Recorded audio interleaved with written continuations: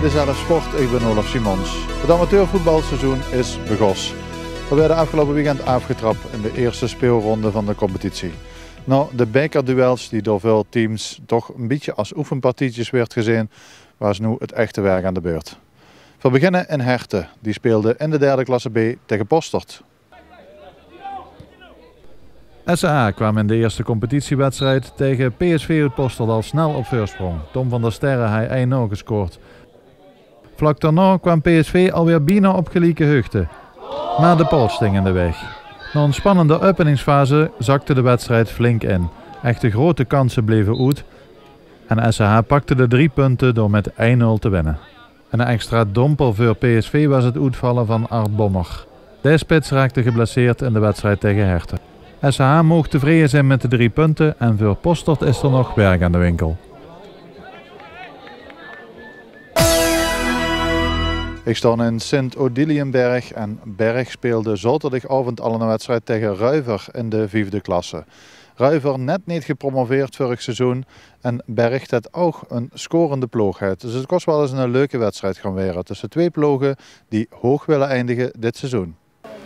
Sint-Odiliënberg, de toesploeg van vandaag, heeft in de beker lastig tegen ploegen als SH en EMS. Wel werden er met maar liefst 6-0 gewonnen van SNA uit Moffert. Dus Berg heeft wel degelijk spelers die een goalke met kunnen pikken. Datzelfde geldt natuurlijk ook voor Ruiver, dat maar liefst met 0-10 won van 5e klasse VCH in de beker. Nadat de scheidsrechter alle administratie op orde had, en dat is een heel klus met allemaal die spelerspesjes, was er weer afgetrapt. Sint-Odiliënberg speelt in de rode shirts en Ruiver in de blauwe uitshirts.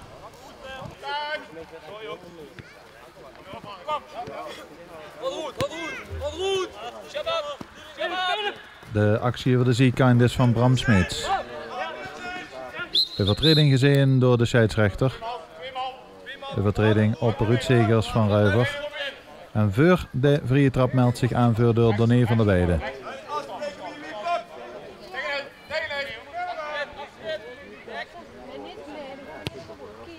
De bal wordt weggeboekt. En Ruiver blijft in balbezit.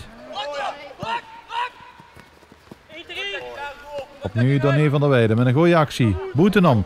Nu moet er voorzet komen. En die komt dan net niet aan.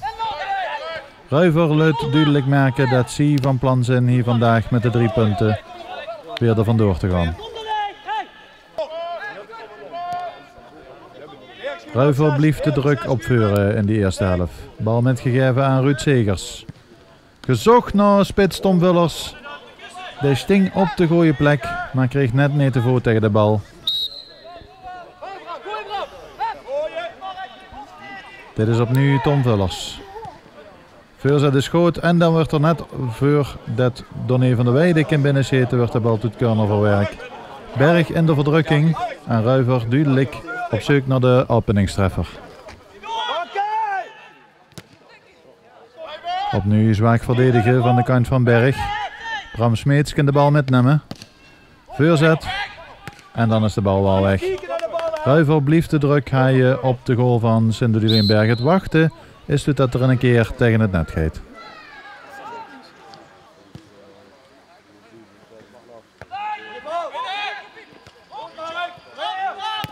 En dan komt er het shot nog van Doné van der Weijden van Ruiver. En dat is niet meer dan een rollertje. Geen problemen voor de keeper van Berg. Aan de andere kant dan, een van de spaarzame uitbraken. Sint-Odiliënberg in de aanval. Maar aanvoerder Jonathan Hermans kreeg de krans niet verzilverd. En zo is het best een aantrekkelijke wedstrijd. Spel golft op en neer. Maar het is toch vooral Ruiver wat in de aanval is. En heel veel te vinden is op de helft van Sint-Odiliënberg. Deze voorzet komt niet aan. En waar Ruiver wel aan het vallen is, ontbreekt het eigenlijk in de slotpaas. Dit is Younes Sariou. Metgeven aan Doné van der Weijden. Daar is de kans en een fraaie redding van de keeper van Berg. Opnieuw niet de 1-0 voor Ruiver. Dit was misschien wel de grootste kans van de wedstrijd. Een fraaie aanval, maar geen treffer. Bram Smeets in balbezit. Hou maar eens uit. Jawel. Oh, in de korte hoek. Bal zeilt net over. Dit is opnieuw Smeets. Sterk in de kleine ruimte. Weet zichzelf de ruimte te creëren voor een shot. En dat gaat nog maar net neven. Een vrije actie van de rechtsboete van Ruiver. Hij een doelpunt mogen opleveren. En zo zien we dus een redelijk eenzijdige wedstrijd in die eerste helft. Ruiver valt aan. Berg wacht op de counter. En beide ploegen komen niet tot scoren in de eerste helft.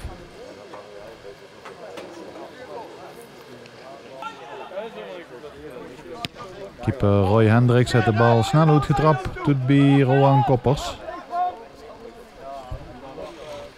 Koppers met de actie in de voorzet. En daar staat Tom Bullers nog, maar daar raakt niet de bal naar de keeper. En gelukkig loopt dit allemaal nog goed af. In de aanval Berg. Wachtend op de uitbraak. Het zal toch niet. Ruiver de hele wedstrijd aan de aanvallen geweest. En dan zou Berg op voorsprong komen.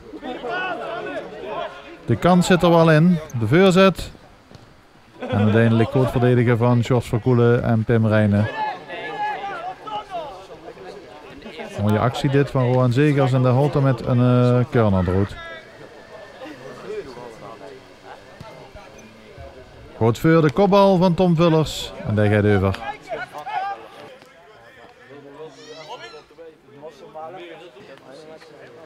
Opnieuw Ruiver in de aanval. Doné van der Weijden. Heel goed. Kan doorlopen. Doet bijna bij de keeper. De voorzet. En dat wordt niet goed geraakt. Grote kans. Grootste van de wedstrijd. En opnieuw niet te treffen van Ruiver. Ruud Zegers zet de bal nog in gaaien. George Verkoelen dan nog met de voorzet. Opnieuw de kopbal. En daar zoet bijna Tom Vullers erbij. Het zit Ruiver niet met. Er wordt massaal aangevallen. Ook nu weer. Dat is het shot en dat gaat over.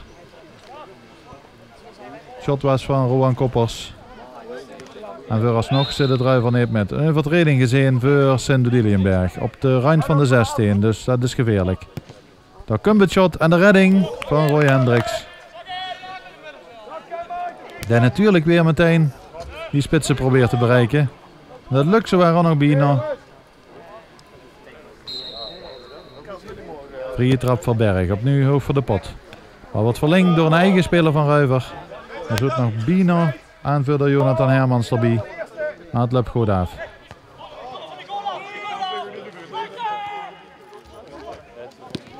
En zo kreeg af en toe Sint-Odiliënberg het kansjes. Opnieuw het shot. En dat gaat voorlangs. Het publiek van Berg leeft op. Maar dat was dan nog meteen het spectaculairste wat die tweede helft te bij. De wedstrijd ging eigenlijk goed wie een keers. Beide ploegen komen niet tot scoren. En de wedstrijd eindigt in 0-0. En dat is een teleurstelling voor Ruiver. En Berg pakt een puntje, zo mogen we het wel zeggen.